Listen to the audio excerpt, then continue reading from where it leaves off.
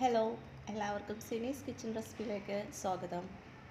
ഇന്ന് ഞാൻ ഉണ്ടാക്കാൻ പോകുന്നത് നല്ല ഹെൽത്തിയും ടേസ്റ്റിയുമായ റാഗി ദോശയാണ്. എല്ലാവരും ഇത് സ്കിപ്പ് ചെയ്യാതെ കാണണേ, അല്ലെങ്കിൽ ഇതിൻ്റെ ഇടയിൽ ചേർക്കുന്ന ഇൻഗ്രീഡിയൻസ് കാണാതെ പോകും. ഇതിന് വേണ്ട ഇൻഗ്രീഡിയൻസ് എടുക്കാം. 1 കപ്പ് റാഗി, 1/2 കപ്പ് പച്ചരി, 1/4 കപ്പ് ഉഴുന്ന്, ഒരു നുള്ള് ഉലുവ.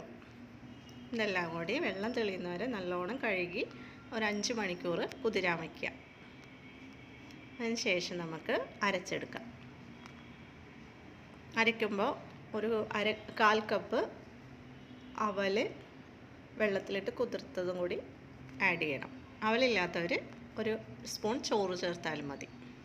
അരച്ചെടുത്തതിന് ശേഷം ആവശ്യത്തിന് ഉപ്പും ചേർത്ത് ശേഷം നല്ലോണം ഇതുപോലെ കൈവച്ച് ബീറ്റ് ചെയ്ത് കൊടുക്കുക. മാവിന് ഈ ഒരു കൺസിസ്റ്റൻസി മതി കേട്ടോ. ഇനി നമുക്കിതൊരു 10 മണിക്കൂർ റെസ്റ്റ് ചെയ്യാൻ വയ്ക്കാം. ഇത് ഓവർനൈറ്റാണ് വെച്ചത്.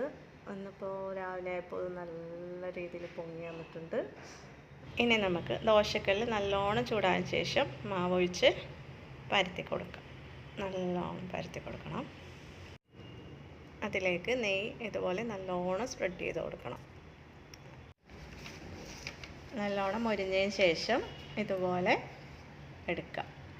ഇത് മറിച്ചിടാതെ നോക്കണേ, അല്ലെങ്കിൽ അതിൻ്റെ ക്രിസ്പിനെസ് പോകും. ഇനി നമുക്ക് ദോശ നല്ല ചൂടോടുകൂടി തന്നെ തക്കാളി ചമ്മന്തിയുടെ കൂടെ സെർവ് ചെയ്യാം.